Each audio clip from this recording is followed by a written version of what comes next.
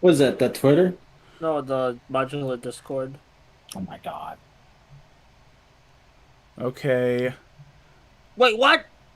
Now we're back. We're fucking live again. Jesus. Are we live? Holy God. Yeah, we are. God of Holies. Hang on. I guess I gotta get the link for Twitter. Hi, everybody. Yeah, no. Oh, hi. Sorry, I just screamed because a Super Mario Brothers movie Blu-ray got announced. Oh, Oh, my cool. favorite. Like, there's gonna be bonus features. Oh, boy. Oh, boy, oh, boy. Bonus features. Wow. Like an extended cut. Oh, shit. I'm not using that camera. I'll just turn that off so I don't have to deal with it. Yep. Okay, everything. Jesus Christ. Which I mean, Jesus Link, Christ. link is up on Twitter. Retweet it, Busto. I already did. Yeah. Yeah, you did. Get back in here! Just get back! Just had this funny mental image of just you saying, "Get back in here!" Come back. Come back. Please, I swear. We'll play Parcheesi. Pacheesi?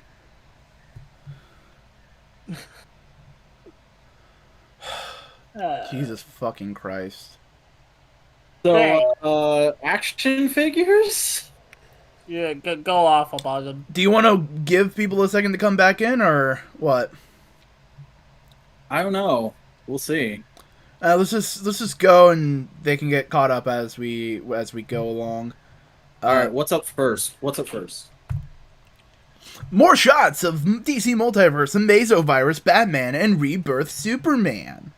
Yeah, so these got announced. There's apparently going to be a whole wave going along with that Birds of Prey movie Harley Quinn, which features these two guys plus animated Black Suit Superman and animated The Flash. And this wave, it's another one of those waves where I'm happy it's more diverse layout of stuff, but it's still nothing that interests me from this line because if you don't know, those initial animated series figures weren't the best, and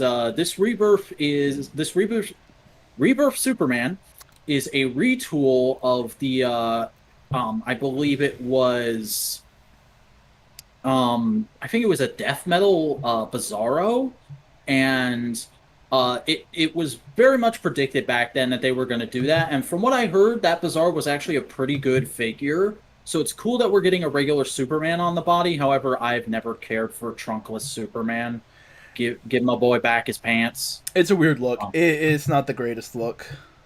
like, here's the weird thing. I don't mind trunkless Batman. For some reason, that works for me because in my head, I'm like, oh, that kind of works better as like a stealth thing. But you take the trunks away from Superman, it looks like he's wearing a body sock, and I don't like it. Yeah. Amazo Virus Batman, though, is pretty neat. I'm pretty sure this is mostly new sculpt. I've not read the story it's from, but it just strikes me as a neat look. And how crazy is it that we got two reveals from two companies in the same week of Batmen who are wearing like weird alternate suits with tubes going into the helmets? Yeah, weird. Plus, also, there's going to be a gold label variant of this Batman that'll be Walmart exclusive and has a light up chest. So that's something you're interested in. Yeah. Oh, They're fine enough. They seem fine enough for the people who want them. Then next up we have, not that, this. Marvel Legends Haslab, Galactus is fully funded. Yeah, Galactus surpassed the goal of 14,000 backers. I believe it was either Tuesday night or Wednesday morning. Or no, it was definitely Wednesday morning because I remember being on Twitter when it happened. Because I have mornings free. I work late morning to early evening. Um, but he surpassed the goal. There were a couple really cool videos of the Marvel Legends team reacting and being like, "This is awesome." And then in that time, we've also surpassed the two stretch goals, and they've introduced a third, which we are about to surpass. So yes, we're getting Frankie Ray Novo with that cool flame effect stand. we're getting a Silver Surfer, which was revealed, and then they surpassed the goal like right after they finally revealed it because the goal was 18,000 backers, I believe, and it's very much kind of a combination of what we thought. It's not like a crazy different surfer. It's more of like a dull silver, almost looks like a stainless steel to me. And it's got a new head sculpt, which looks very Mobius-esque. And it'll be coming with a new flight stand, very much modeled after the sort of power cosmic look of its effects parts. And then on top of that, they revealed that they are going to be doing... I'm trying to scroll down to see him real quick, except of course he's not on this page. But we'll get to him in a minute. We'll get to him in a minute. Yeah. Let's just pause for a minute here. How are you feeling about Galactus getting funded overall? It's good for the people who really want him. Solid. It's a good thing that he exists in a general sense. Yeah. The only downside to this is, oh god, I'm actually going to see that money go right out of my account on Tuesday night, huh? Yeah. Okay. Yeah, you are. But I don't mind. This looks like a genuinely awesome package because we're now getting 2 figures that very much go with it, and 3 probably, yeah, probably free because the final stretch goal is set at 20,000 backers, and if I refresh one more time right now, Galactus is currently at 19,766 backers. Alrighty. But next thing up, though, we had the Hasbro Livestream where they announced some of this and showed some of this stuff off. Yeah, Fan First Thursday it was this week, and there were a lot of cool announcements. First and foremost, they went over the Eternals wave again and clarified that Icarus will be in the main wave. He just doesn't come with a Gilgamesh Build-A-Figure part. That's why he wasn't in the chart. And I think there's 2 other characters, one of which is going to be a Target exclusive and one of which is going to be a Walmart exclusive. I think that's in your slides. Ajax. Yeah. Ajax is Walmart, and then who's the Target one? I can't remember her name right now. Yeah. Did they not show a packaging shot? We haven't seen her. Let me look. No, that's the main wave. Yeah, no. They don't... Let me see if I can find a packaging shot of her. I don't see one.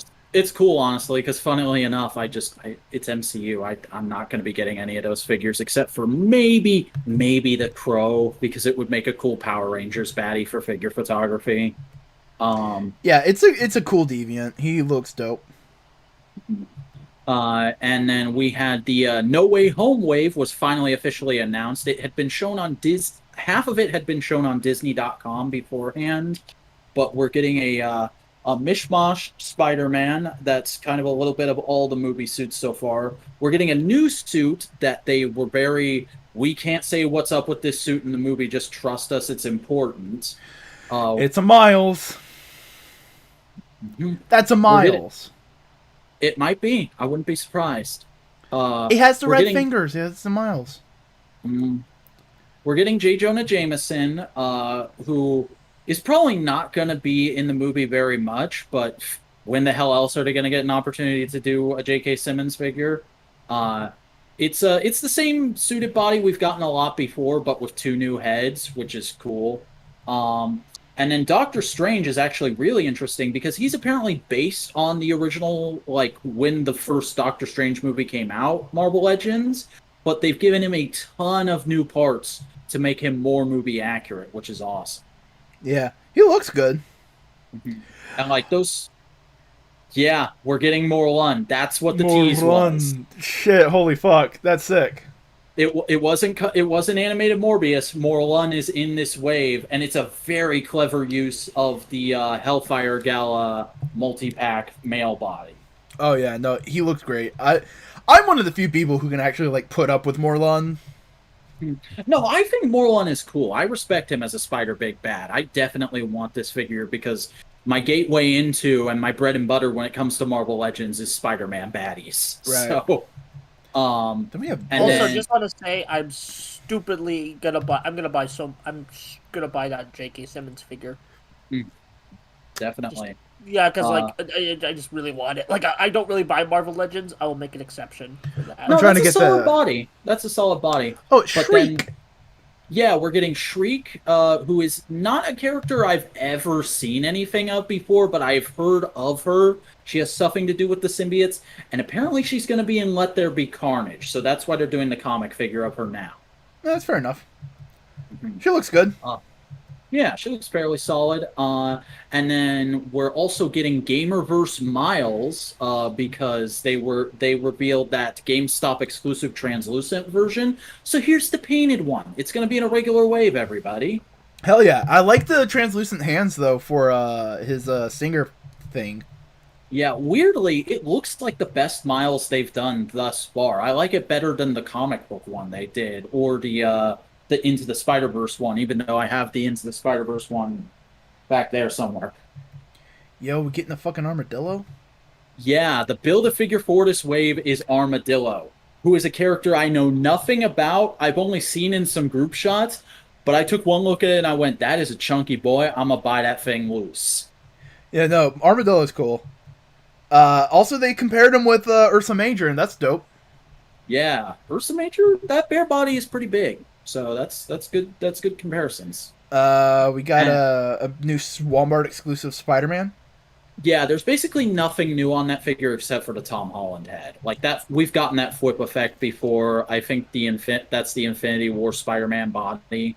And then this was a new reveal. We're getting a Movieverse Spider-Man helmet with. It's basically the same thing as all the Marvel Legends and Star Wars helmets they've been doing. It's very accurate to the movie. It lights up, and you can do like a voice changer type thing with it. Fair enough.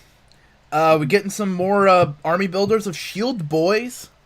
Yeah, I am super excited for these because back when they first teased it, we thought it was going to be like all the army builders they have done, where it's just a single guy for $15, made super cheap and super easy, so you can army build a ton of them. But no, this is a 2-pack with like a bunch of weapons and a bunch of unhelmeted heads, and I'm like, oh shit, I like to display the army builders in as many different ways as possible. I'm gonna end up buying like 3 or 4 of this pack, aren't I? It looks cool. It you know what it reminds me of? This feels very G.I. Joe. Yeah, I wouldn't be well, there's people who have put these with their G.I. Joes before because this is technically a re-release of the Nick Fury Marvel Legends they did like 4 or 5 years ago now, which had an alternate head so you could have it just be a shield agent. People army built the crap out of that thing back then, which is partially why this is happening because that figure is now skyrocketed in aftermarket value. But hey, it's dope. And then probably my favorite thing of the whole stream, Scrolls, boy, we getting Scrolls. Hell yeah. Army build some Scrolls? This is like the, I think this is also the second time they've done an army builder that's a figure we haven't gotten a version of in the main line before, because they did the Hellfire Club guards, which were cool, but very specific to like a certain type of thing. But Scrolls, oh man, Scrolls are such a great General Marvel baddie, and we're not getting them in the main line. This is the only way we're getting the regular Infiltrator Scrolls. I'm gonna buy it. I'm gonna order as many of these as Pulse will let me when they go up for pre-order. Because I gotta have a bunch of Scrolls. I'm gonna make Infiltration Sentai Scroll Ranger. Yeah, it's dope. And then we got the thing based off of a little book that's hold on. I'm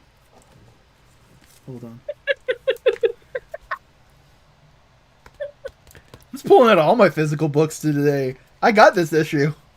Yeah, because they've my been little teasing it for thing on the bottom's different. They got a Nightcrawler. This is Spider-Man. I wonder what that means. I wonder if that's the actual Marvel UK edition. Maybe. But yeah, they've been teasing an Excalibur multi-pack for a long time. I think we've gotten like 2 or 3 different teases of it at the end of streams. And people have been theorizing it was going to be another Amazon exclusive 5-pack, but turns out it's a Pulse and Disney Store exclusive 3-pack of Captain Britain, Brian Braddock, Megan in her classic look, and Shadowcat. As everybody predicted, those Age of Apocalypse Rogue Arms were pre-tooling for Shadowcat. So that's the free pack we're getting, and I have no problem skipping it because I don't care about Classic Excalibur at all. This is cool, though. I'm digging it. I fucking love them. They look cool. I mean, don't get me wrong. The Shadowcat looks cool. I would buy that if it was single packed, but yeah, no thanks. I want Betsy. I'm waiting on Betsy, and I'll take Brian if you give me him as Captain Avalon. Hey, come on. He's been Captain Britain for a long time. Respect the man. And they want to do trading cards so fucking bad. No, Dan Yoon is just fucking obsessed with the old trading cards. That's all it is. That's why it's been all over the multi-packs recently. But we got some shots of everything the Silver Surfer and the Galactus thing is gonna have. Yeah, it looks ultra impressive. I'm really excited about that flight stand too, because that was a big thing people were upset about with Walgreens Silver Surfer was, oh, it's really cool you gave him the board, but why no flight stand? And everybody was making third-party ones, and now finally we have an official one. And it looks dope. It looks pretty good. Yeah, and much like Nova's one, Galactus, you can use it to have Galactus hold the Surfer in his hand. Yeah, it's nice. Silver Surfer looks dope. I like how they're using the magic circles for power cosmic.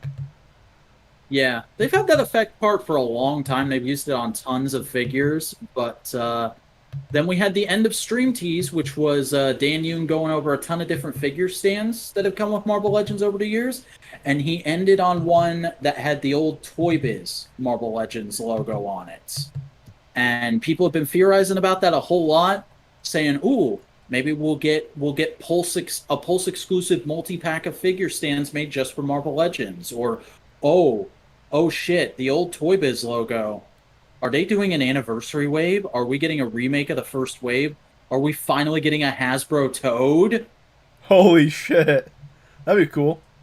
Yeah, that's my big hope. I'll be happy with figure stands, because I always enjoy seeing companies try new takes on figure stands, but man, I would flip out for Toad. Then we got another look at the NoWay Home Wave. Yeah, this is basically just cleaner images with pre-order links. Yeah. By the way, just the NoWay Home Wave and the helmet went up for pre-order this week. The Pulse exclusive stuff is going to be later in the fall, they said. Yeah, I'm just scrolling through it so people can kind of get a vibe of what's going in it. Mm-hmm. And then we got all the stretch goals unlocked. We've already talked about that. Yeah. But then they announced one more stretch goal, Morg the Executioner. Who is a character I've literally never heard of, but hey, I'll be happy to have him along because it's more bang for my buck. Yeah, no, he's another of the Heralds. I think he was... I think he showed up in the Trial of the Galactus storyline. Okay. I need to go back and see. But he was a Silver Surfer baddie. I just look at him and I go, oh, it's 90s X-Men Trigon. See, I think this was 80s. I think this guy was from the 80s. Also, look at that image of Galactus with all the Heralds there. Isn't there one more corner? Ooh. Do you think we could get one more stretch goal with 2 days left to go? I don't know, but I'm trying to... Like the only other Herald I can think of is the water one. I can't remember their name. Airwalker? Yeah, I think so. They could do that, or I saw a lot of people... I've seen repeatedly since the campaign launched, a lot of people want adult Nathan Richards. That'd be cool. I can see that. Give him bunny slippers. Mm-hmm. Or, if you want to be weird, human-sized Galen. God, that would be my dream come true, packing Galen in with this thing. But if you're going to do a human-sized Galen, I think it'd make the most sense to do the Galen from Silver Surfer Black. Mm-hmm. And whatever you do him, honestly, if you're not going to pack him in with Galactus, I could see them doing him as a fan channel exclusive around the same time as Galactus, because it would be a real quick, easy, just throw a new head on the suit body. Yeah. if you do that version of Galen. But if you do the black version of Galen, the Silver Surfer Black, it's a brand new figure. You're gonna have to tool a bunch of new material. So probably not then. Yeah, but But let me just, while we're talking about him, let me just refresh it real quick. Okay, Galactus. Again, the goal was 14,000 backers, and with 2 days, 1 hour, and 10 minutes left to go, Galactus is currently sitting at 19,787 backers. Nice, but that's it for toy news that we have. What? That's all you had on your list? Okay, the document seriously failed to update for you then, because I have a few other things on there we were supposed to talk about. Dude, I opened the document from your link. I don't know what to tell you. I'm looking at the document right now, and they're right there. What's the name of the thing? Okay, Mafex comic version. That was Iron Man last got week. revealed. The official solicitation? Yeah, no. Mondo, X-Men, yeah, all those things were last week. Okay, shit, I'm stupid, sorry. Yeah. That's why I was going, like, no, you didn't delete things last week.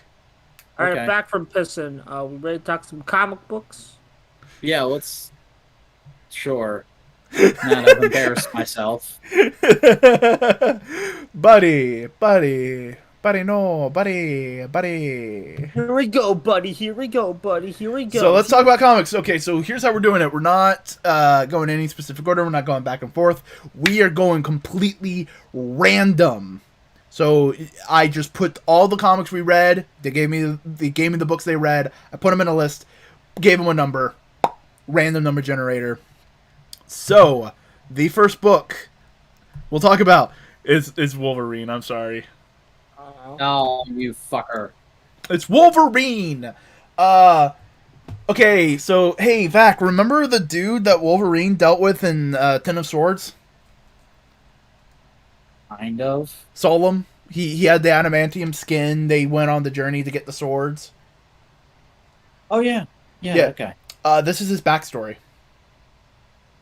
Alright. Yeah, that's pretty much it. Because you see the big dude with the weird bug face? He was like, it's a weird bug face. it was like, yo, I saw this orphan dude. I took him in, trained him as my own, made him a pirate. He eventually betrayed me, cut off my nose. I fucking hate him. Now I'm hunting him down. Is this fucking Akka Red? Is Akka Red in this comic?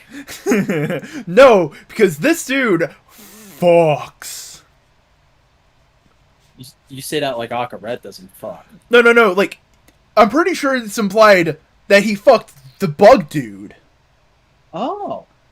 Because there's a scene right before he betrays the bug dude where they're in just a fucking pleasure palace with a bunch of people just hanging off of them, and the dude is getting fucking ribbon shibari'd. Excellent. Like, the big dude, like, on the cover. Like, he's like, yeah, no, we're about to have weird kinky sex. I'm being bound by ribbons. This is cool. And then the dude comes up and goes like, cut your nose. Let me steal your boat. It's just like, okay, what the fuck? And he basically tells Wolverine, hey, go hunt down the dude for me. And Wolverine's going like, I'm not fucking doing that for you.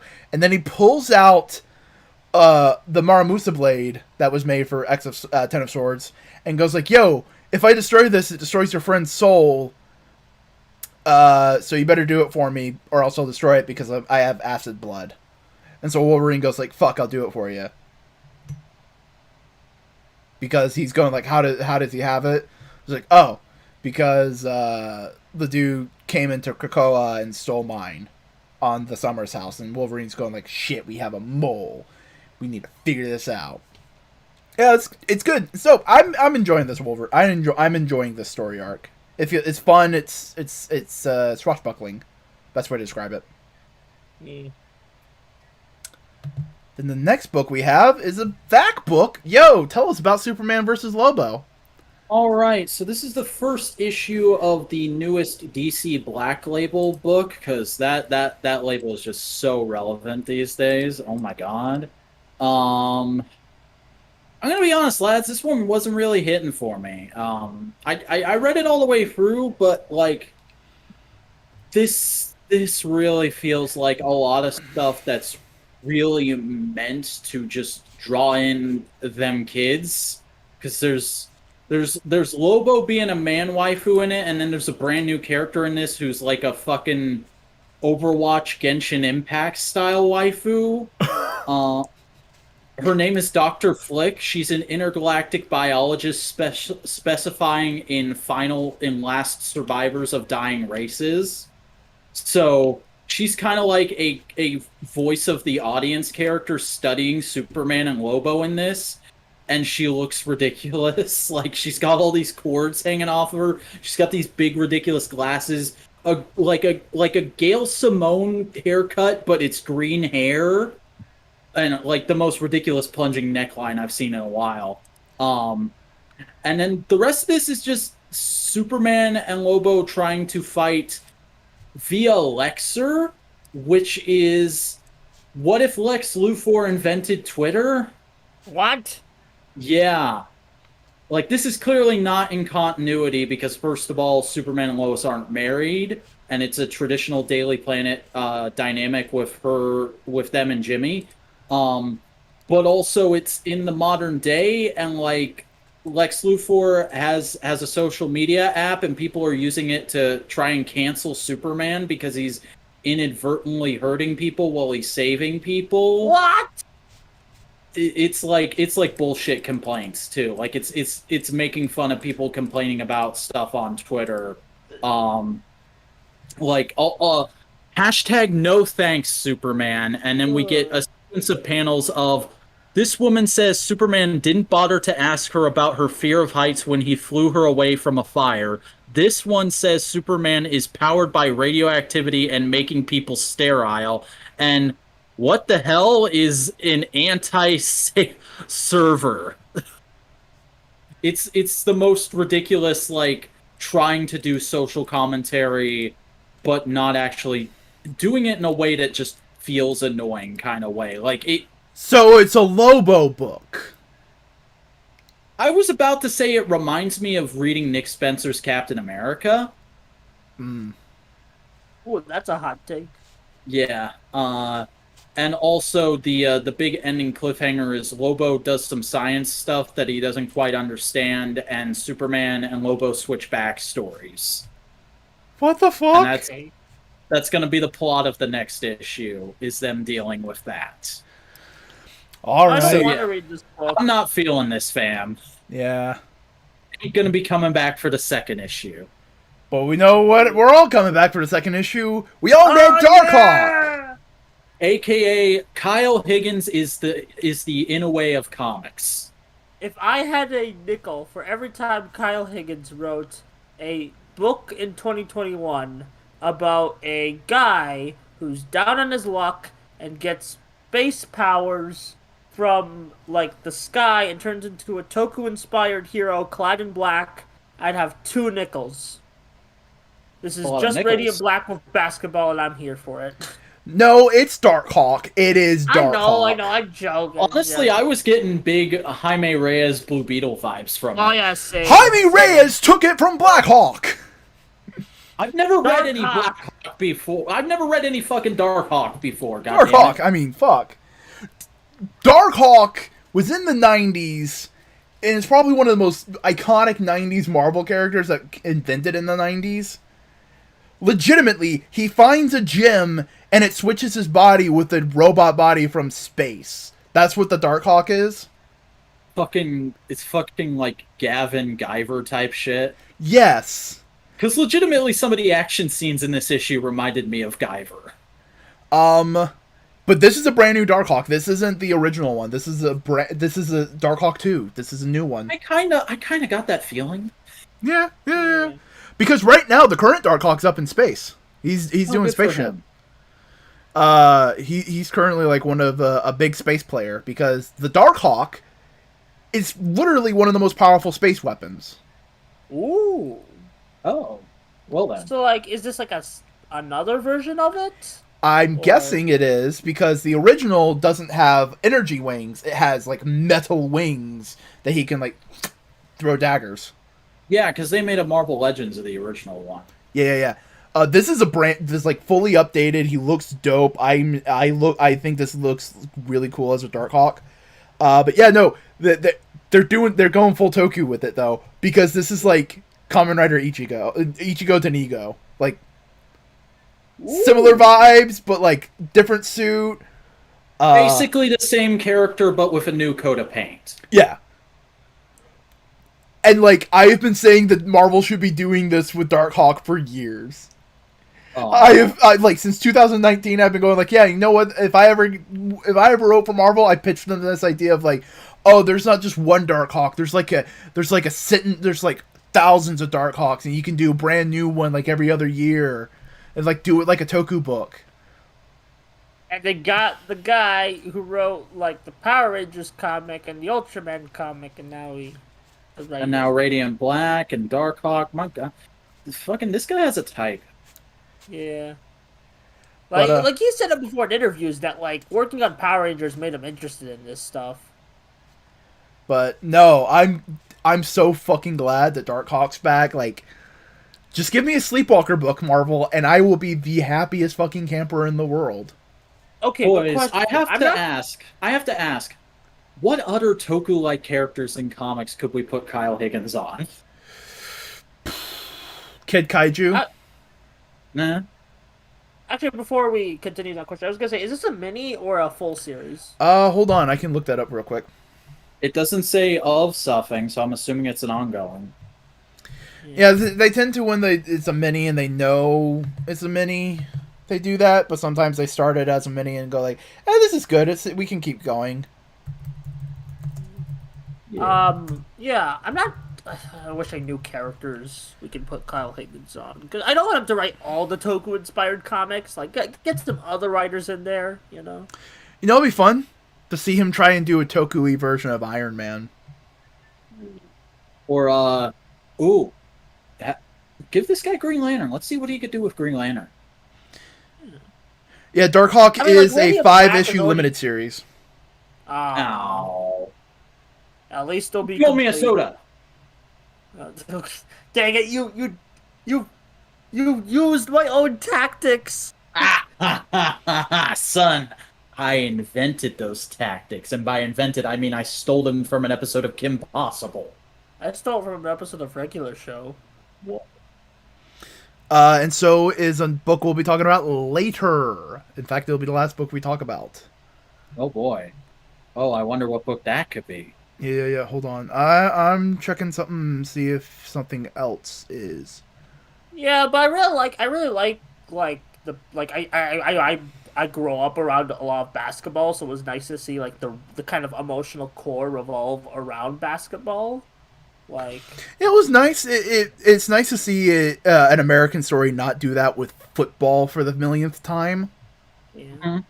It's interesting. It kind of it felt like Disney Channel movies back in the day when they had a bunch of sports themed ones. Yeah, or just like general 90s sports films in general. Yeah. No, I really enjoyed it. It's also neat to see an illness that's not often depicted in media. Yeah, that was cool. What was it? Multiple sclerosis? I think so. I have some pages up here. I think I have the page where he gets diagnosed saved. I could check real quick. But, like, as I was saying, this is very Darkhawk, because in the original Darkhawk, one of the main, like, pathos things is the main guy, his dad was a dirty cop. Yeah. And it's like, and his dad is super supportive. But his best friend is in a gang. Yeah. So it's a similar kind of like... I just got to the page. It is multiple sclerosis. Yeah. But with his body transferring with the cybernetic body, I wonder what's going to happen with that. By the way, I love how up until the last page, the best friend's entire character is just, I want to see Darkhawk Senpai play on the big stage. That's my life's dream. Yeah. Connor, I think his name is Connor. On a Senpai. Yeah. Connor Young. Yeah. Also, the original Darkhawk was a white dude, so it's nice to see someone of a different kind of like grouping as Darkhawk. Yeah, Connor's Asian, right? I think, yeah. I think so. I least wasn't, what it I looked like wasn't to me. quite sure, but I was thinking he was either Asian or Latino. Yeah. But yeah, no. Yeah, upon further inspection, that is how comics usually draw Asian characters. Yeah. You guys gonna read the second issue? I'll give it definitely. a shot, yeah. All right, cool. Especially if it's only 5 issues. I'm gonna read the whole thing. Yeah. Hopefully it leads to an ongoing. Yeah. Like, we're really... At the very least, we can expect this boy to join the champions. Yeah, very possible. But the next book we have is The United States of Captain America, issue 3. The what? Oh, yeah, you don't know about this series. You haven't been on an episode where we've been talking about this series. So, Buster, to recap, basically the plot is somebody has stolen Captain America's identity and is going around the United States fucking shit up with the shield. And so Steve and Sam are chasing after them on motorcycles, trying to stop them, while also meeting various local Captain Americas all around the country. And what's called the Captain Network. I remember hearing about, like, all these new Captain America designs that were popping up on Twitter. Yeah. It's basically what if Batman Incorporated, but Captain America? What if Batman Incorporated, but wholly independent and anarchist? Because everyone just goes like, yo, I believe in what Steve is fighting for, so I'm going to take up Steve's mantle on my own to fight for what I believe in. Mm-hmm. And, like, this is the first issue where I was genuinely like, yo, I love the main story. The way we're introduced to the native Captain America is super awesome. Because the Cap in the first issue was a gay teenage runaway, who basically became Cap to fight for other teenage runaways. The second one, I can't remember her name, but she was a black girl in a community who was... it was basically an allegory for Flint, Michigan. Yeah, protesting, all that kind of stuff, so she became Cap to fight. And I love the through line of all these different independent Caps that basically like, hey, Steve... I'm not blaming you for not being here.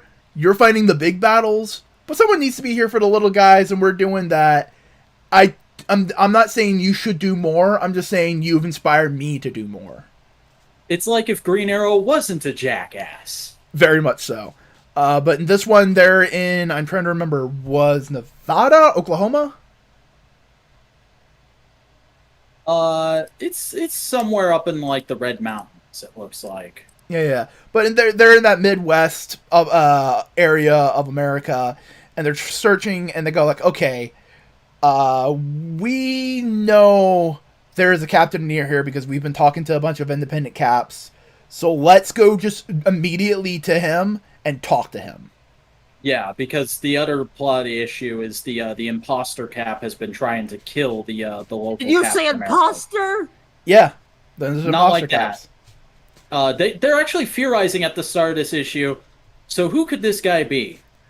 Oh, it's probably that motherfucker, isn't it? Yeah, it's definitely that motherfucker. I love their reasoning, too, because it's like, okay, he's a speedster. It's not Pietro, because he's dealing with shit in Krakoa. It's not Whizzer, he's dead.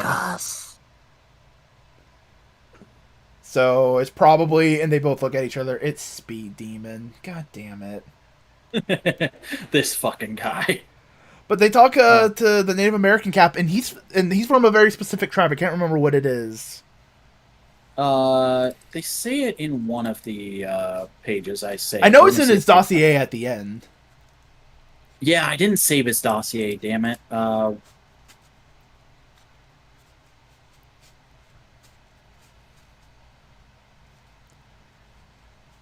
Kickapoo. He's of the Kickapoo tribe. Yeah, like I like that he wasn't just Native American; he was a specific tribe from a specific reservation, that kind of thing. And he basically goes like, "Yeah, no, I saw you. I've met you once before." And Cap goes like, "I have." And he's like, "Yeah. Don't worry about that. But you inspired me to help and save people, so I did just that, and I help my community, and I do odd jobs, and I help everybody out." And he's like, Steve's like, "Yeah, no, that's good. I'm proud of you." Like literally the whole message of the series is summed up in just 2 panels where Steve says, I feel like I could do better. no, listen. You don't need to be my hero, but you can inspire me to be one. It's like, that cuts right to the heart of what they're trying to do here. Yeah. And so they go like, okay, we know what's going on. They're probably going to attack the first Native American who's running for Senate in the state. The first one in history. And it's like, oh, this is important. This is significant. So they're going to attack it at this one school. And they go like, all right, cool. Thanks for the information. He goes like, what are you talking about? Let me suit up. And so all three Caps on motorcycles are driving to the school. You got Steve, you got Sam, and you got this guy in one of the sickest Captain America suits. It's like, man, I fucking love Kamen Rider Drive. Because it is based off of a traditional dress. It's inspired by it, but it's not exact, and it's all that kind of stuff. It's cool. Yeah, he's got tassels for days. He's like fucking Macho Man up in this shit. But they try and save, but the bad Cap attacks the senator. They save him. He doesn't die. But that guy basically the senator goes like, I got my life was attacked. I don't feel comfortable doing this for my family. And Steve goes like, this is bullshit.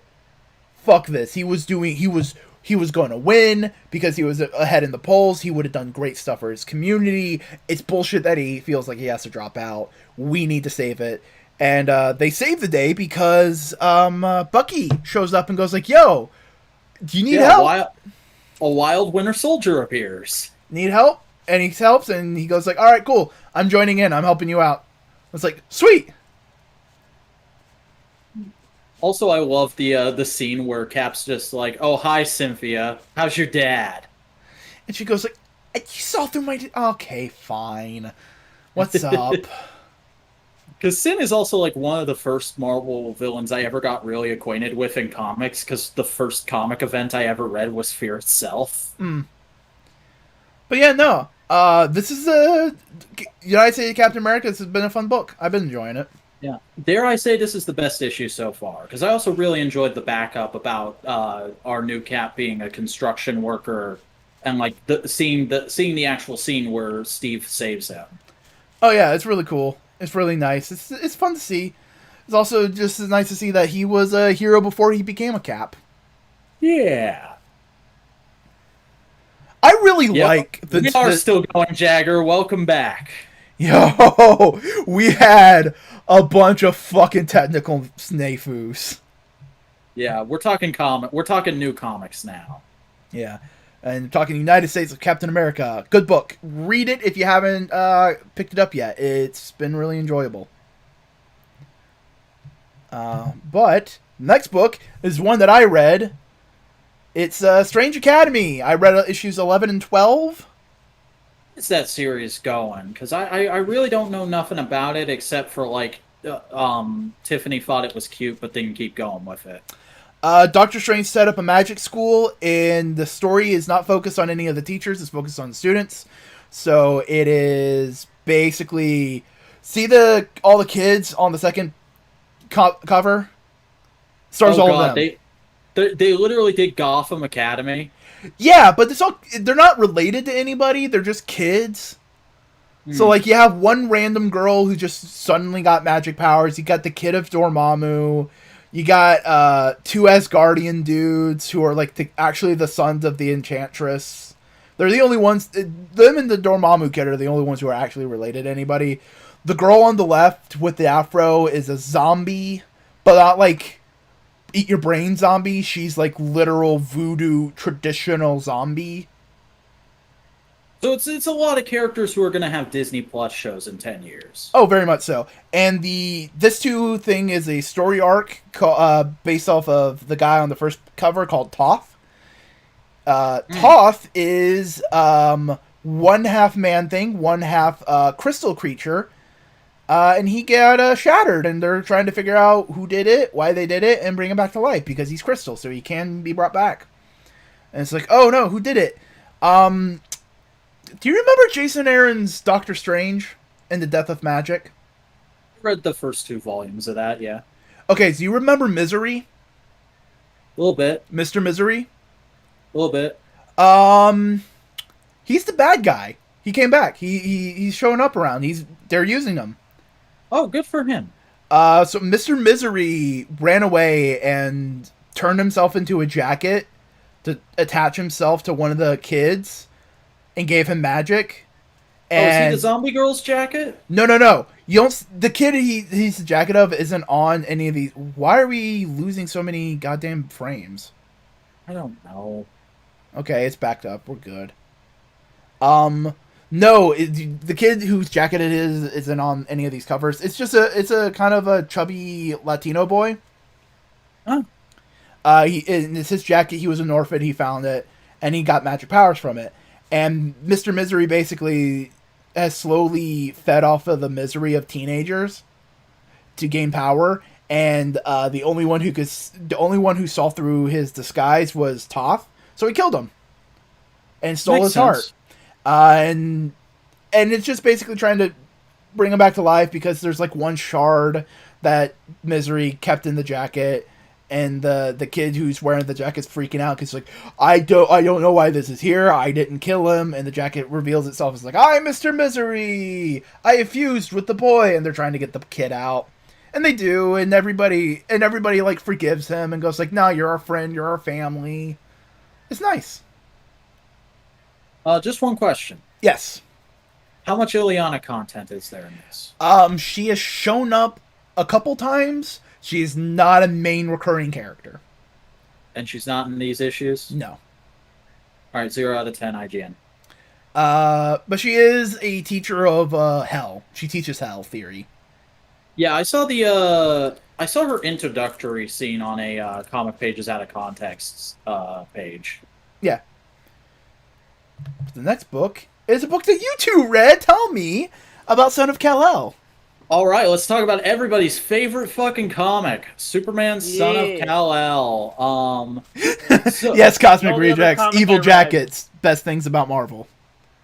Yeah, so this issue starts off with the teased in the first issue, new secret identity of John Kent, Finn Connors. John's going to college, everybody, and he's got a sick Cord Industries Jeep that he's driving to school. Because I guess Cord Industries is Cord Industries is an automotive company now. Sure. Okay. Never been established before, but he doesn't get much time in the secret identity because after receiving a pamphlet from some seemingly rando, there's a school shooter with bullets that have thoughts and prayers engraved on the side of them. On the casings. Hey, I did not notice that actually. Yeah, and John stops him in like 2 seconds and accidentally exposes his secret identity, and he's like, well, god damn it, I guess I'm just gonna take my Jeep and go to the moon. Yeah, just chilling on the moon, just have And a then- scream. And then Clark comes up, and they have a pretty interesting conversation that turned out to be very controversial on Twitter, because, oh god, John Kent asked his dad, hey, why don't you do more than you're already doing? And it's not like, okay, I flipped through this book and I read that scene and I'm going like, yeah, no, he's not even being accusatory, he's just inquisitive. Yeah, like, this is a conversation most kids have with their dads. Like, I don't see why this upset people. Like, I saw people going like, oh, this is a huge violation of John's character because he's always been so respectful and, like, borderline hero worship of his dad. I'm like, have you not read any post-aging up John Kent? He's been a bit moody. Yes, and I would be moody too if time travel shenanigans like made me age up. But no, he also legitimately after he says, so why don't you do more? He immediately goes, he goes, sorry, I didn't mean to be disrespectful.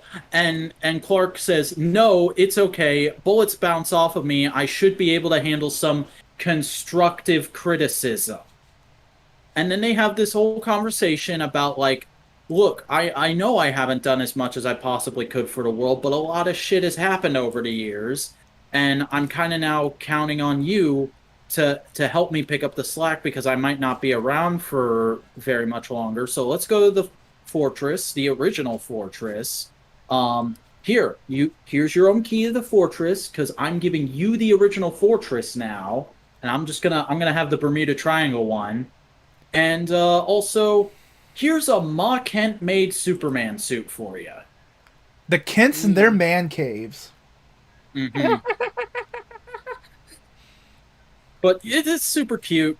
And we also see John goes back home and he's watching a broadcast. He was also watching one of these broadcasts at the beginning of the issue from a mysterious masked figure that's basically a QAnon allegory, talking about all these crazy things that are happening in the world, and happens to be reporting on a bunch of refugees that are on a really rickety boat headed for the US right now, and they'll probably never make it on their own. And so John suits up in his new costume and goes out and saves them. And then we get a scene that, honestly, I'm surprised this isn't why people were freaking out, because this seems like more of something that would have pissed people off. But the refugees arrive, start getting off the boat, and the Metropolis PD is there, and they start putting them all in cop cars and in handcuffs, and John uses his laser vision to destroy the handcuffs, and he gets in a conversation with this cop, and he's like, son, there are cameras watching, and there's a process that has to go on here, like, you're in over your head. And he's like, yeah, no, I understand that, but you're not going to put these people in handcuffs. That's disrespectful and demeaning. And the captain's like, yeah, all right, fair. No handcuffs, everybody. So I thought that was pretty solid. More of that pretty decent social commentary. Yeah. And then he goes and flies off and actually bumps into the mysterious masked QAnon character, who turns out to be the guy who gave him the pamphlet at college. Is it QAnon or is it like Anon, like actual anonymous? Bit of both. It's just meant to be a mysterious anonymous group. But this guy is named Jay Nakamura, and he's a guy in a orange hoodie with arrows all over it and glasses and pink hair. So, oh wow, I wonder where Tom Taylor's going with this. And he basically says, like, hey, let's be friends. I have information. I can help you out with various things. Like the fact that, hey, you probably just pissed off the dictator of the island all those refugees escaped from. Henry Bendix. Bendix. Bendis? Yeah. Oh, what are you talking about? He's an established character. I actually because I was confused when you brought it up on Twitter. I looked him up. Dude's been in Wildstorm since the 90s. Okay, well that explains why I'd never heard of him before, because I don't give a fuck about Wildstorm. Okay. I thought he was like. I looked at him and I looked at the way he was drawn, and I was like, oh god, Tom Taylor just made Bendis the villain of this book. That's hilarious and awesome. I thought it was just some like big Superman character who like hasn't been seen in a while. No, I'd never heard of him, and I guess, well, that changes my opinion on the issue too, because overall I think this issue is pretty good. It's not as Goat Raw Swag Kino as the first issue, but I do still like where this series is going. Yeah, like that first issue had like made such a high bar. I don't think a second issue would top that. So, still like we went from a 10 out of 10 to like an 8 out of 10, and I think that's pretty good still. Oh, Cosmic Reject says this guy is from the Elite from Wildstorm. So, like Superman versus the Elite? Well, I mean, the Elite were inspired by the Authority. Interesting. Well, yeah, I also, like, when I made that tweet, I wasn't fully going like, oh, I'm off the series now. I was just like, all right, let's see where this goes, but I'm not sure. So, fair enough. I'll stick around. I'll stick around for the third issue. We'll see where this is going. If anything, the goofiest thing in this whole issue is just the fucking thoughts and prayers bullets. Yeah. And to me, it gives the villain a bit of character, I think. Like, just. You guys got anything more you want to say about Son of Kal-El? No, sir. No, pretty good. So let me talk about Spider-Man. All right, talk about the Man. Norman sold fucking Harry's soul to Mephisto in order for Oscorp to be good. What? God damn it, Norman. Oh my god. So they legitimately wait. I'm sorry, give me a second here. Nick Spencer canonized the fucking Norman Osborn "I'd sell my son's soul for a corn chip" meme. I mean, it's more than a corn chip, but technically, sure. Oh my god. So yeah, I don't know what else to say. That's all? That's pretty much. That's kind of that's the biggest thing it said. You know, Okay. Spider-Man's like almost a weekly book. I don't think Spider-Man should be a weekly book. If Yeah. Nick Spencer's writing Spider-Man, don't make it a weekly book. So tell us about Action Comics, Vac.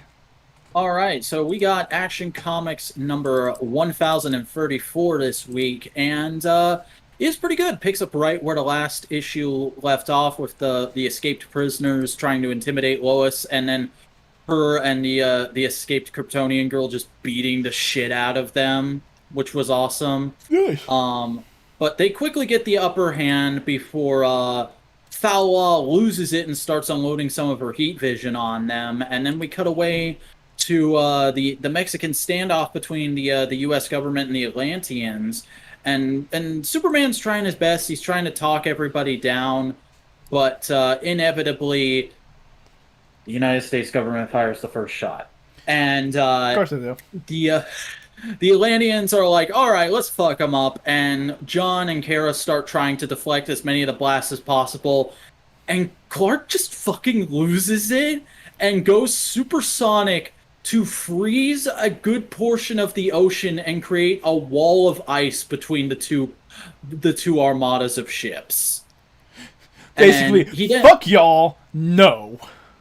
Oh, it gets better, because he then flies down into the ocean, comes face to face with Aquaman, who basically goes, I thought it would be Bruce. I might not be able to stop you, Clark, but if you do this, it will change things between us.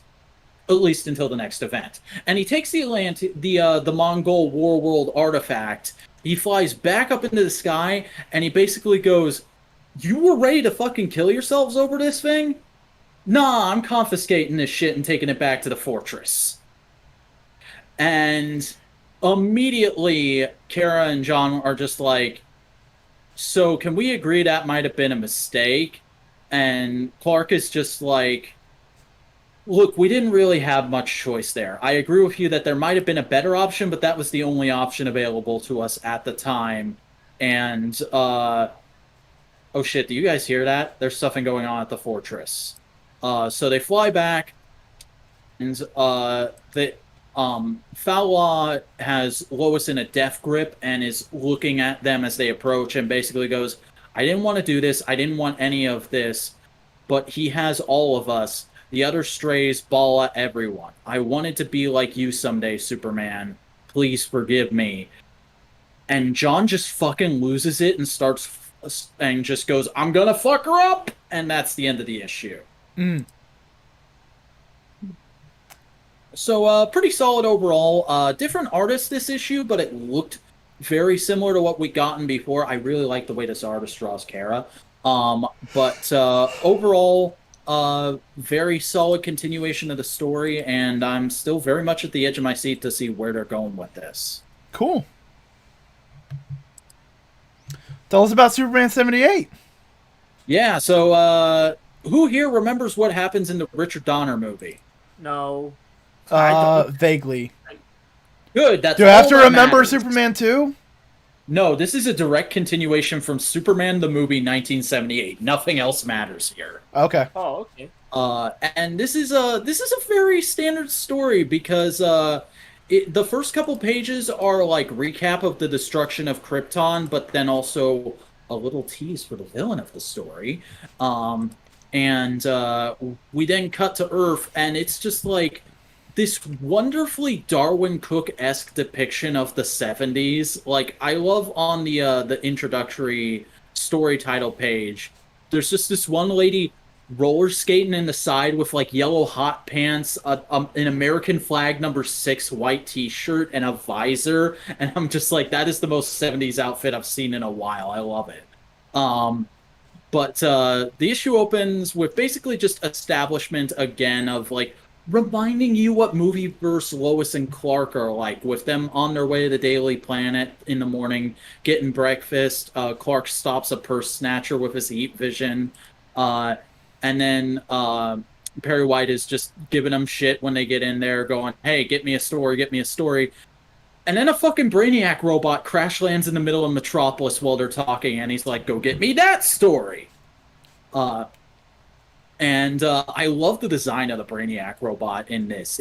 It's nothing like the animated series robots, but it's this very cool kind of spindly, almost Giger-esque, but very much like I could see this being a practical suit in the 70s design. So I just really I mean, the Brainiac on the cover looks like he's straight from the 70s. I mean, that's the thing is that's actual Brainiac, and then the Brainiac robot that crash lands, we find out, is a probe that he's just, this Brainiac is just sending probes out to all kinds of planets. The robot head you see behind Superman on that cover is the head of the robot design in this issue. And we get a very simple, very obviously meant to look like what it would look like if it was live action in the 70s, fight between Superman and the robot, where he quickly dispatches it, and he just and its last word is that it's sending all the data back to Brainiac, and the phrase kind of fades off, and Superman just has this look of like, what the fuck is a Brainiac? And the final page of the story is we see Brainiac himself. He's just up in space, bottling up cities like Brainiac does, and he goes, oh shit, one of my probes got destroyed. Oh, this is interesting. The rogue Kryptonian. He will be collected by Brainiac. Ooh. So yeah, it's pretty solid, and it's doing something that I've wanted to see for a long time, which is a live-action Brainiac, even if it's not actually live-action. Yeah. Wasn't there a live-action Brainiac in Is this a Smallville? mini? Shut up.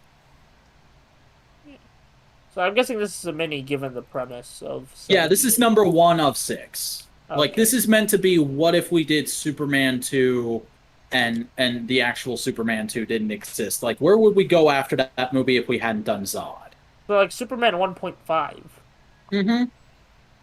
Because they're also teasing that Lex will be involved in the second issue somehow. I mean, he's on the cover of the first issue, looking like he's so disgusted by Lois Lane's shocked face. Looking like Jeffrey Bezos. Yeah. does kinda look like Bezos, doesn't he? Jeffrey Bezos. I'm Jeff Bezos. You missed our reference. I made a reference of my own. Go watch Okay, Mr. fine. Regular.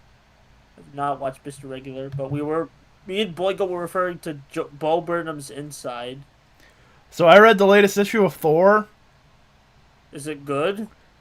How's the son of Odin doing?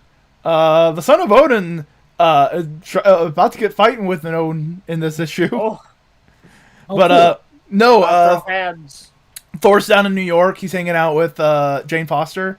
They're just friends. They're hanging out, going like, "Oh man, it's been a while since we hung out and talk. I need to get some things off my chest." And Jane's like listening to him, and he's going like, "Yeah, no, I got a prophecy that I was going to be killed by Thanos with my hammer and the Infinity Stones in it." Oh, And Jane God. goes like, "That's kind of fucked. So what are you doing about it?" "Oh, well, I can't hold my hammer anymore. It's getting heavier for me, like the magic and everything. So the he who Didn't were they get a new hammer to fix this problem, no, or was that Jason Aaron? I think that's something else. Yeah." But no, he left the hammer somewhere so someone else can become a Thor. And Jane just looks at him and goes like, "You're worried about Thanos picking up your hammer and killing you with it. So you just leave it for anybody to find? You just left it, you don't know where, you're not in control of it, you just left it with Steve?" And Thor immediately goes like, "Oh hey, hot dog stand, I want a hot dog, let's get a hot dog." I damn it. Thor. And then Thor starts talking like a fucking Cali surf bro. Like, yeah, dude, give me a hot dog, brah. Yeah, no, mustard, relish, sauerkraut, the whole works. Yeah. No, and give me a cup too. And Jane just looks at him and goes like, Thor, what the fuck? And he goes like, Jane, I've been on Earth for longer than you've been alive. I've been here longer than anything. I've been here since this place was called New Amsterdam. I'm more of a New Yorker than you. Oof. You think I can't speak every language and I can't change my dialect? And Jane just goes like, yeah, but you sounded like you're from California. And he just looks at her and goes like, yeah, what about your shitty ass Guardian accent you had for a couple of years there? Oh!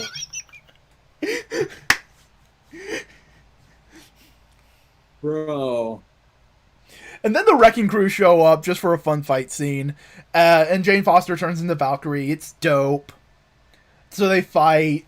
And then Thor gets called away by the Ravens and goes like, hey, yo, Thor, your mom wants you.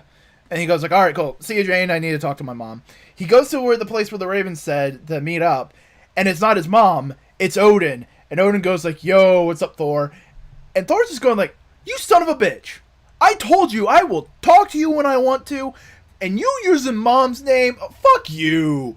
And then a monster shows up and they work together to fight the monster. But they can't beat it. But they don't kill it. But then it dies. Because Thor's mom and Angela shows up and goes like, yo, Thor, what's up? We need to talk. And that's the end of the issue. Didn't Angela get retconned to be one of four sisters? Yes, she is Thor's sister. Over under, you think she's going to be in Love and Thunder? Ooh, I don't know. We haven't heard any casting news, so I doubt No. it, but that would be awesome. But it'd also be cool because Angela is in a relationship with a woman who's a trans woman. Magical trans woman. She is magic, and she uses magic to transition, so... Wasn't she crushing on Gamora for a long time? I don't know.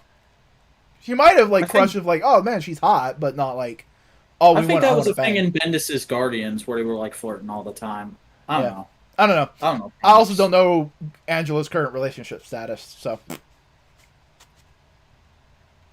Yeah, no, Thor's a fun book. If you like fun, big, Asgardian magic bullshit, Thor's a fun book. I mean, it's Donny Cates. Yeah, I wouldn't see Angela have a good, cool solo run in Marvel before she gets her own movie or TV series, you know? Let's figure out what Marvel Angela is, and not just like, oh yeah, no, she's Angela from Spawn. I want to see, like, Marvel's Angela more. And we've gotten some of it... Best thing, though, if Angela got, like, a Disney Plus show before the new Spawn movie ever gets made.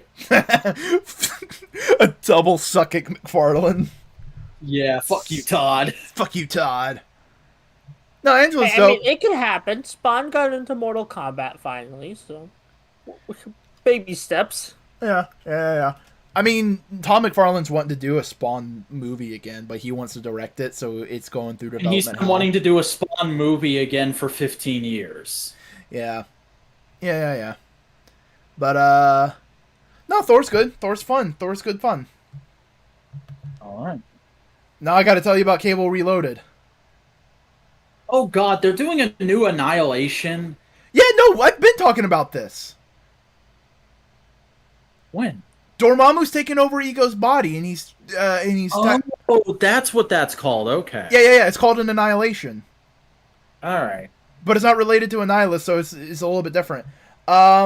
So this Cable's current head of security for Shield, for Sword. So he is working with Abigail Brand to help the big intergalactic conflict. And we opened the issue with him using an energy shield to basically be a bullet to get into a planet. And Cable's like internal monologue going like, I wouldn't have done this if it wasn't for the person who came up with the idea. And then we flash back. And the whole internal monologue of Cable is very much like, man, for these guys, I was just a kid, like, not even like a few days ago. But now I'm old, and it's weird for them. I gotta be sure to like handle that delicately. And like the whole time he's waxing nostalgic about Krakoa, and he's like, "Oh man, it's good to be back. I loved it here when I was a teenager. It's nostalgic. It's nice." Is this written by the same person that was writing Team Cable? I don't think so. This is Ewing, Al Ewing. Oh, interesting. Yeah. And Abigail goes like, "All right, cool. Here's the plan. This is what we need to do. This is what you need to do. Blah blah blah." And Cable goes like, "The situation between me and Brand's going to be tense because we both like being in charge. And since there's two of us, there's going to be not a power struggle, but we're going to butt heads. But for right now, I need to keep my head cool so we can get this job done." And then Abigail goes like, "Okay, here's the guy who came up with the plan. So talk to him so we can figure everything out." And Cable in his internal monologue goes like, "If this was anybody else, I would have laughed at this idea. But I knew in the future that this plan works because this guy came up with it." And Rocket walks through the door. And he goes like, and Rocket's going the whole shtick is like, "Hey, I know you're from Earth and I look like a fucking raccoon. I'm not a raccoon, but get it out of your system." And Cable stands fucking straight like a soldier, full salute, full honors, and goes like, "Sir, it's an honor to work with you." And it's just like, Rocket's just like beside himself, just like, "Okay. This is nice." And the plan is for Cable to bust into this war-like world culture thing, get to the ground, plant a Krakoa gate, and bring his team that he's made onto the planet so they can acquire a weapon. And the team comes in. It's WizKid from Sword. It's a couple of the characters. Cannonball, all this kind of stuff. And they come up with a cute team name for while they're doing the mission. They're called the Executioners. Or no, they're the Exterminators. Exterminators. Oh man, how has that not been a book title yet? Yeah. And so they're going through this big, fun, wacky adventure. They're working together. They're doing teamwork. And Cable's being a cool dad leader for everybody. It's fun. Like, one of the team members is an Araco person, and she's going like, "I don't work well with others," and they're going like, "Yeah, but you should work with us," and they show her like, oh, how teamwork can be beneficial, and then they get the big fuck off gun because that's what they were there for. They're there to steal this big giant gun to fire at Dormammu, and so they transport it back to fucking Mars, and they go like, "All right, cool." Because we used up a lot of our fancy new metal to make this thing, and we got to make sure the gun work. We got to make sure everything will work with it. And Cable just has this internal monologue. "People wonder what I carry in my pouches," and we see the panel. It's a giant bullet, and it says, "Ammo." Excellent. It's a fun, lighthearted space adventure with Cable and a couple cool mutants and.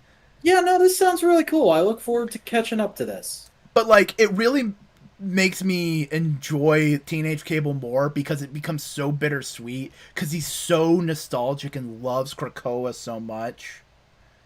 Mm-hmm. You know that Teen Cable book was the best years of his life.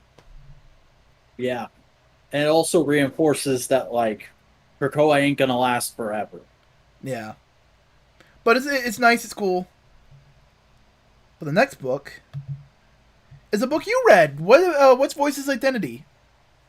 So, Marvel Voice's Identity is a one-shot that came out this week that is a collection of short stories focusing around Asian characters from around the Marvel Universe. The lead story is obviously a Shang-Chi story. It's called What Is versus What If, which is basically Shang-Chi is going to retrieve a medallion to return it to its rightful owner.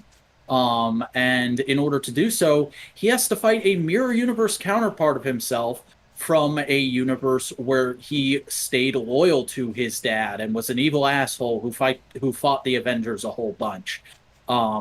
And it's really cool because the mirror universe counterpart basically just looks like original Shang-Chi. And they have a pretty well choreographed fight for a couple pages. And the way Shang-Chi actually beats him is the edge he has over the Mirror Universe version is he's learned all these techniques from the various heroes he's worked with in the universe, and also some techniques he's picked up from his own siblings. So basically the fact that this evil Shang-Chi doesn't have a diversified portfolio ends up being his own downfall. And so he beats him and he takes the amulet back to its rightful owner. And then we get a really cute, probably my favorite story.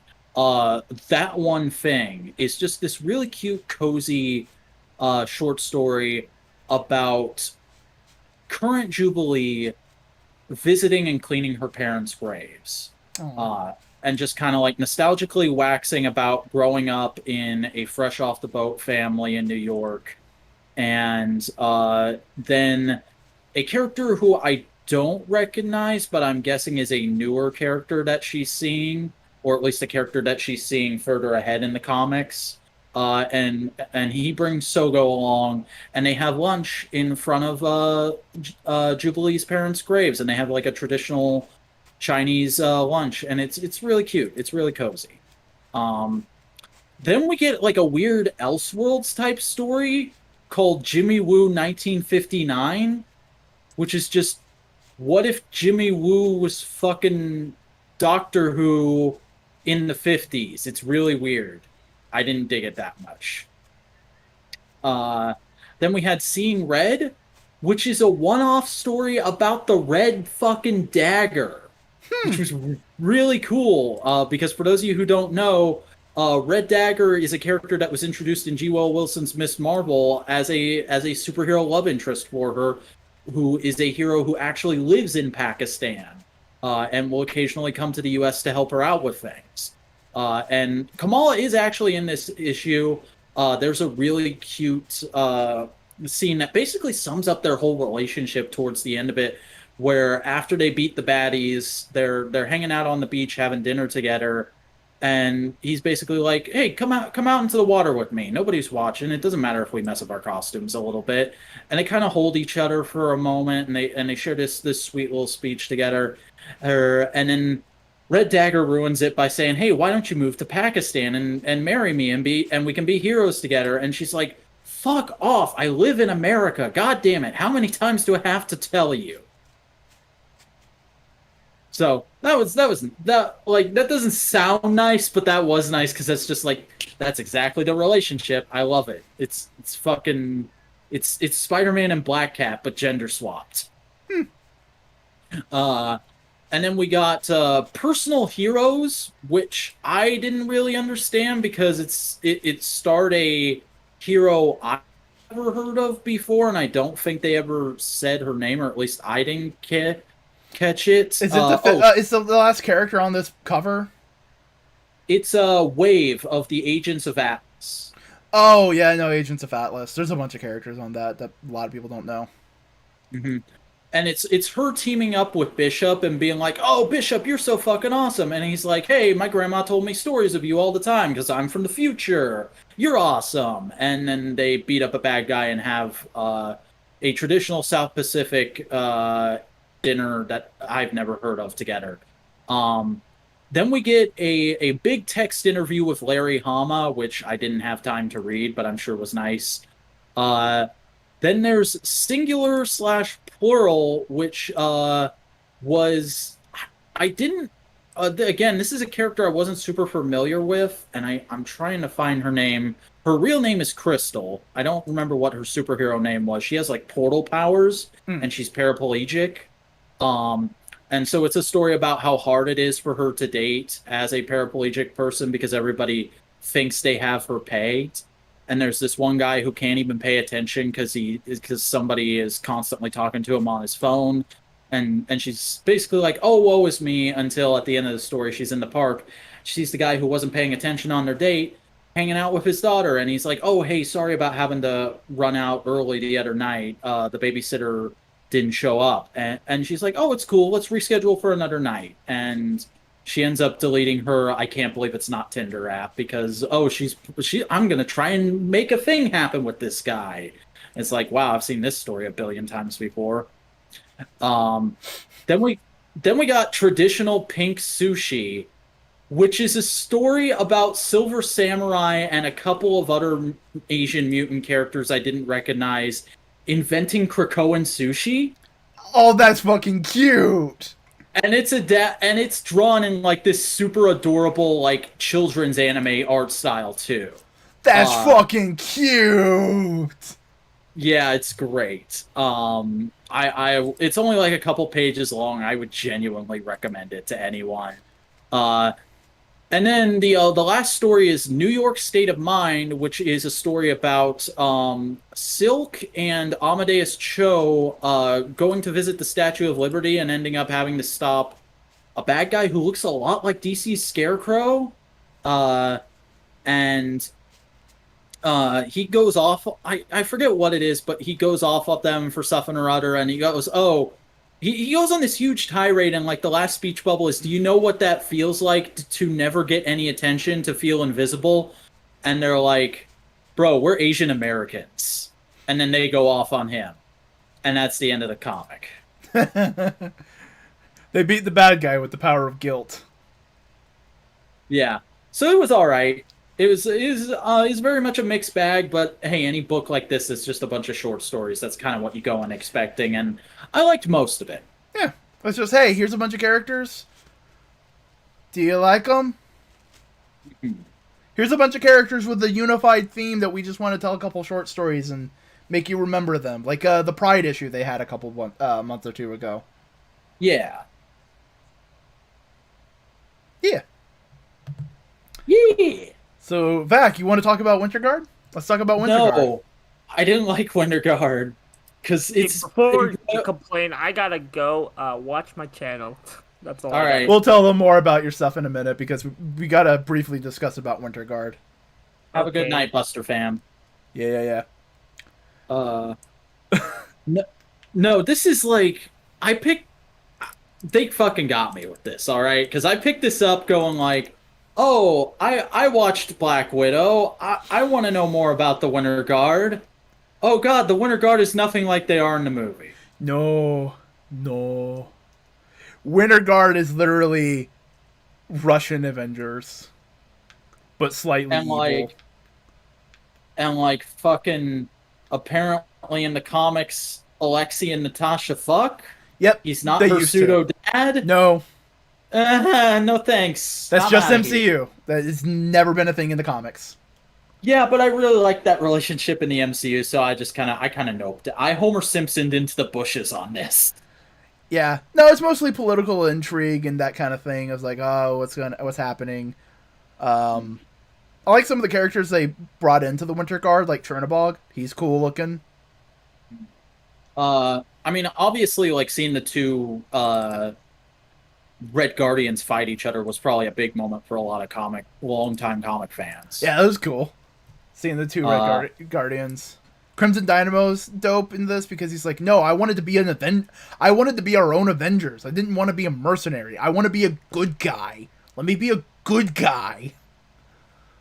Has this artist done anything else before? Like, do you know them for any other books? I don't recognize her name. Because I do like the style, and like,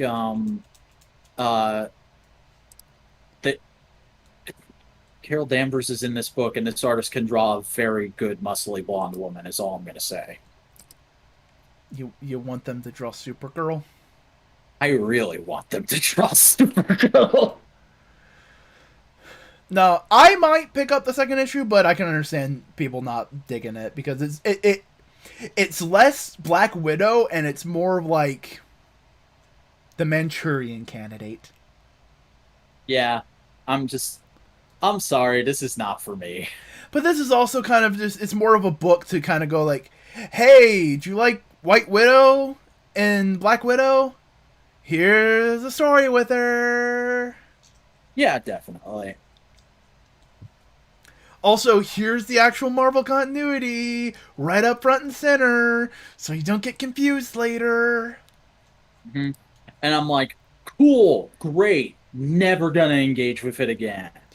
If I remember right, I don't think I don't think Black Widow and Red Guardian ever fucked.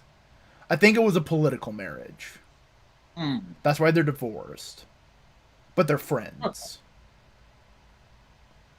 If I'm remembering right. Also, I enjoy Red Guardian shitting on Guardian. Like, really? A shield? Who the fuck do you think you are? Yeah, that was great. Kind of sucks that they mooked Crimson Dynamo so early. Oh, yeah. And they showed earlier in the Flash Forward that they're gonna mook Ursa Major, which is low-key a lot of people's favorite Russian Marvel character. Like, yeah, he's the only character from the Winter Guard that people remember. He's a bear. Build-A-Bear. We just did that in Marvel Legends. Build-A-Bear. You killed Build-A-Bear. What the fuck, Marvel? Yeah. I'll may pick up the second issue. Who knows? But no, that's pretty much it for all the books we read, and all the toy news, and all the MCU stuff. Oh god, I had the hiccups. We did a lot of shit tonight. We did a lot of shit, and we did a lot of shitting tonight. And and the computer fucking shat the bed. It was a shitty stream, everybody. Thanks for coming out. Hey, Cosmic Ridgerex, what was that ain't supposed to be about? Yeah. I just saw your comment. I don't know what... I didn't see what it was about, so... And I'm guessing it was about some comic I was talking about, because I remember I was looking at pages, and then I closed it, and that's when I first noticed that comment. Yeah. But no, very, very jam-packed, marvelous week, and... God, I gotta pay for Galactus in 3 days. Bud. Oh, Krakoa. Oh, yeah. No, I get that. Krakoa ain't supposed to last. No. It's just that was my point with pointing that out. Is just like, oh, it's nice to get that reaffirmed again, because like I love Krakoa, but part of the reason I love it is I know it's mutants having the Roman Empire. Yeah. No, we get you, Cosmic. Thank you for pointing that out, though. We appreciate it. Mm-hmm. But, no, do we have anything final we got to say about Marvel before we get to next week? Hopefully next week's What If is better. Yeah. Hey, should we talk about what we're going to be doing in between Marvel projects if there's nothing, like, major going on? Because we've talked about it off camera, but I don't think we've said it. I forget, because there was like 2 things we were batting around. I thought the thing we agreed on was we watch episode by episode Earth's Mightiest Heroes. Oh yeah, because we were going back and forth between either doing that or going through the whole DCAU. I said we do that after Earth's Mightiest Heroes. Oh yes. Okay, we were having this discussion like months ago, people. Yeah, no, but I was just thinking, what if is wrapping up? We're not quite sure what the next Disney Plus is and when it's airing. We're not sure. The MCU is kind of going into... I think Hawkeye is December. Yeah. And Miss Marvel might be a little bit earlier. I don't know. We don't know when the next thing is, but that's going to be kind of our general... If we don't have an MCU thing to talk about, and we don't have an MCU movie or a major DC movie, which they're not doing anything right now, then we're going to talk about Earth's Mightiest Heroes. So episode by episode, we will rewatch the Marvel TV show Earth's Mightiest Heroes, but that is for future. And in the meantime, hey V-Boy, yes. V-Boy, tell the people, is that me? Tell the people about your stuffs. I have many stuffs. They are nice stuffs. I put them on my walls, and people go, "Oh, that stuff. You like my stuff? That stuff? You can learn more about my stuff by going to." You learn about the stuff. Go to the Vacuuminator on YouTube. It's spelled THEVACUU. IMINATOR. And you watch the Vacuuminator videos and you learn lots about the stuff. You follow the Vacuuminator on Twitter at the Vacuuminator, and he tells you lots about the stuff. And he posts pictures of the stuff to at the _Vacuuminator on Instagram. The stuff? The stuff. You know who else makes great stuff? Who makes good stuff? Bustacore. Bustacore makes good stuff. Go watch the Bustacore on YouTube, Oh. and then follow the Bustacore at BustaBluey3. Links are also in the description. Oh, Oh! Welcome to Hiffle. what is this fucking goddamn? We're going to pump you up.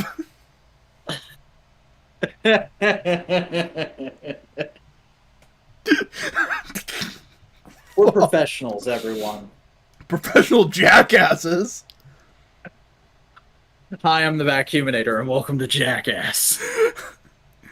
Hold on. Let me see if I can actually turn on this camera. Hold on. Children. There we go. Are you still having difficulties of a No, technical I just nature? didn't. No, see, here's the thing. Because the camera thing happened, I didn't go to my solo screen at all during the stream, so I had to turn on the jank cam for that. Yeah, bro, I think you're gonna have to just use this camera from now on. No, because it worked. I don't know what's the problem.